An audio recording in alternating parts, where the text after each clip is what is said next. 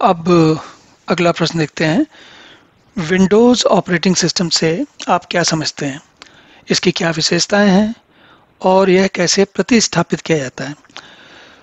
प्रतिस्थापित करने का मतलब होता है इंस्टॉल करना। ऐसा होता है कि जैसे देखिए, अमेरिका जो ये डॉस मैंने जैसे बताया आपको, डिस्क ऑपरेटिंग सिस्टम, वो माइक्रोसॉफ्ट नामक कंपनी ने बनाया था। उसी कंपनी का तो हुआ क्या कि उनका जो डिस्क ऑपरेटिंग सिस्टम था, उनके एक और प्रतिस्पर्धी जो आजकल और भी बीच में थोड़ा उनका धंधा बिगड़ गया था, व्यापार बिगड़ गया था, लेकिन अब वो बहुत अच्छे तरीके से चल रहे हैं और इतने अच्छे चल रहे हैं कि वो माइक्रोसॉफ्ट से आगे निकल गए हैं। उनकी जो कहते हैं ना माली हालत, जो पैसा उन्होंने कमाया वो और बहुत ज़्यादा हो गया है। कौन सी कंपनी है वो कंपनी है एप्पल। तो ये दोनों प्रतिस्पर्धी थे। एक समय था कि Microsoft disk operating system, Microsoft word और ऐसी चीज़ें बना के अपना व्यापार बनाने की इस अभी तो शुरुआत कर रहे थे ये लोग, कोशिश कर रहे थे कि आगे बढ़ें, कोई इनको सुने। लोग ज़्यादा जानते नहीं थे, लेकिन और आईबीएम पीसी जो थे वो धीरे धीरे प्रचलित होने लगे। प्रचलित होते होते जैसे जैसे प्रचलित होने लगे तो ज़्यादातर लोग बनाने लगे। जब बनाने लगे तो माइक्रोसॉफ्ट विंडोज़ का हर आईबीएम पीसी पर माइक्रोसॉफ्ट विंडोज़ का डिस्क ऑपरेटिंग सिस्टम चलता था, तो उससे उनका दोनों लोगों का व्यापार चलने लगा। लेकिन इसी के समानांतर में एप्पल जो कंपनी बना रही थी वो विंडोज़ बेस्ड, उस समय वो डॉस डॉस का जैसे टर्मिनल दिखाया था मैंने आपको, उस तरीके का नहीं था उनका। उनका क्या था, जो ये सीएमडी दिख रहा है आपको, अब सोच कर देखिए, उस समय हम लोग जब काम करते थे तो ये डिस्क ऑपरेटिंग सिस्टम का इस तरीके का टर्मिनल हमारे सामने होता था और इसमें कोई कमांड दिया आपने और उसके बाद कोई काम हुआ। लेकिन जब मैंने पहली बार उस समय मुझे मौका लगा और पहली बार मैंने एप्पल के सिस्टम पे काम किया, तो उसमें इस तरीके का कुछ नहीं था। उसने क्या किया, उसने सीधा मुझे एक इस तरीके का विंडो दिखाया और इस तरीके के विंडो में अ, उस तब मुझे समझ में आया कि अच्छा ये ऐसा भी होता है जिसमें आप सब कुछ स्क्रीन में दिखता है और माउस से क्लिक करके चल सकते हो। इन यहाँ तक हालत ये है कि शुरुआत में जो आईबीएम पीसी कंपैटिबल होता था उसमें केवल कीबोर्ड आता था, माउस होता ही नहीं था क्योंकि विंडोज था ही नहीं। तो समय के साथ तो अब एप्पल वाले ने क्या किया था, शुरुआत से ही उन्होंने विंडोज, अब विंडोज का मतलब जरा समझिए क्या होता है, दोनों में फर्क क्या है। इसमें जो है हमारी कमांड, देखिए आप जो भी कमांड दे रहे हैं वो करेक्टर बेस्ड है, एक एक करेक्टर, जैसे DIR या जो भी लिखोगे आप, है ना। लेकिन इसके वनिस्बत ये जो दिखा रहा है, इस समय जो दिखा रहा है वो अलग तरीके से समझेंगे। एक समय था कंप्यूटर के प्रोग्राम को, ऑपरेटिंग सिस्टम को इसके अलावा कुछ समझ में नहीं आता था। वो उसे नहीं पता होता था कि इस कंप्यूटर की स्क्रीन को इस तरीके से ग्राफिक्स टर्मिनल की तरह देख सकते हैं। ये कहलाता है ग्राफिक्स टर्मिनल। ग्राफिक्स टर्मिनल क्यों है कि चित्र है पूरा, इसमें जितने ये देखिए, इसको एक समझने का तरीका बताता हूँ आपको मैं। अगर मैं डिस्प्ले में यहाँ पर डिस्प्ले सेटिंग्स में क्लिक करूंगा तो देखिए क्या होता है। ये कह रहा है स्क्रीन का रेजोल्यूशन 1024 × 768 है। इसका मतलब ये है कि इस समय इस स्क्रीन को 1064 चौड़ाई में और 768 ऊंचाई में भागों में, छोटे छोटे पॉइंट्स में, बिंदुओं में बांटा गया है। तो इस तरीके से होता क्या है कि एक एक पॉइंट जो है इस 1000, इधर ऐसे 1024 और ऐसे 768, इसके बीच में इसको बांट के आप जितना, अगर ये नंबर और बड़ा हो, 1024 की जगह 2048 हो और 768 की जगह 1600 समथिंग हो, राइट। जैसे आजकल जो 4K वाला होता है वो 4000 होता है। जो टीवी देखे होंगे आपने, कभी सुना होगा 4K वीडियो। इसका मतलब ये होता है कि 4000, उसमें जो ये जो 1000 यहाँ लिखा हुआ है इसकी जगह 4000 होता है। 4092 4092। और इसी तरीके से ये 768 का भी नंबर मुझे याद नहीं कितना होता है, लेकिन उसी के अनुपात में होगा। तो जो ये स्क्रीन दिख रही है ये आपको, ये है ग्राफिक्स स्क्रीन, और इसका नाम हुआ विंडोज़। अब इसका नाम भी विंडोज़ कैसे हुआ, एक बात बताता हूँ।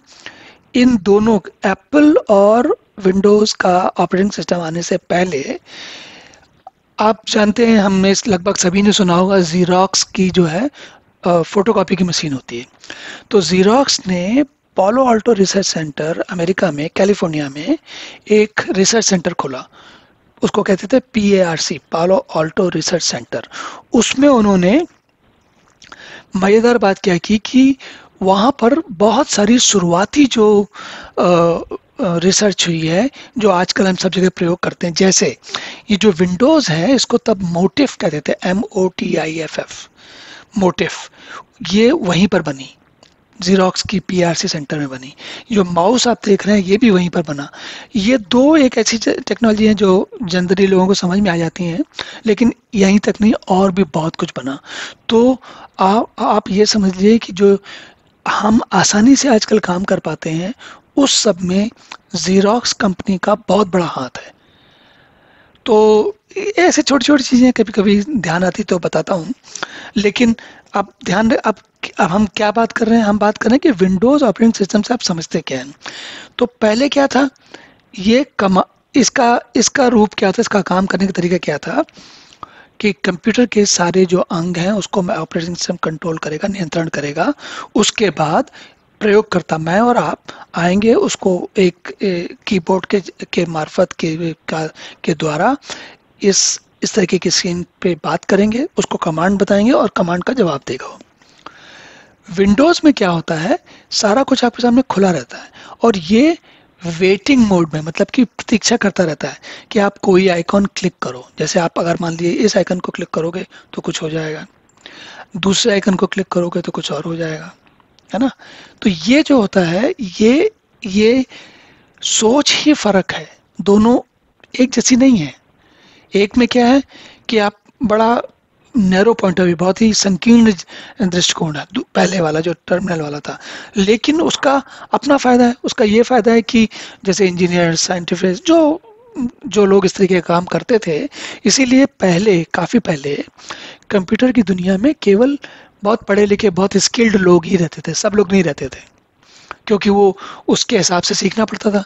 फिर लोगों को समझ में आया कि ये तो बड़े काम की चीज़ है, तो उसको आसान बनाया गया। तो विंडोज़ ऑपरेटिंग सिस्टम की एक सबसे अच्छी बात क्या है कि इसने कंप्यूटर के साथ काम करना बहुत आसान बना दिया। और सामान्य व्यक्ति, अंतर क्या है, इसमें आपको स्क्रीन में कोई चित्र दिखता है तो आपको पता है कि क्लिक करने से कुछ होता है, तो आप क्लिक करते हो, आप आसानी से देख जाते हो।